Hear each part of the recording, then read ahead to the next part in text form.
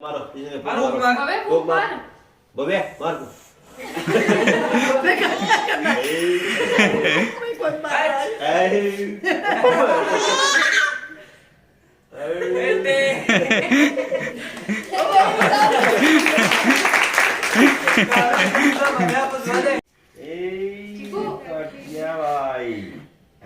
Happy birthday happy birthday to you Lovi ओ Chiku cake खा ले केक खा सेवा लवी यमी यमी लवी लवी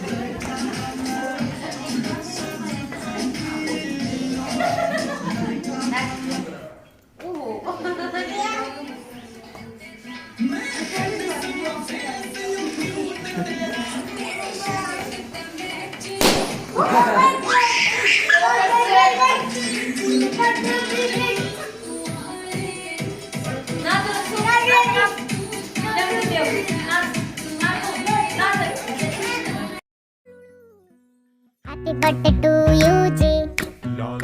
केक शेक है तो फिर बुलाओ जी। ऐसे ही तुम बुढ़े होते रहोगे, हमको उससे क्या मतलब बताओ जी। हैप्पी बर्थडे टू यू हाँ जी।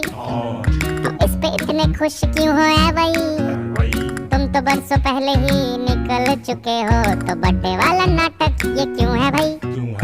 कैंडल शैंडल फूंक से बुझा के, बेसुरों की भीड़ फालतू में लगवा के, बर्थडे वाला सॉन्ग जो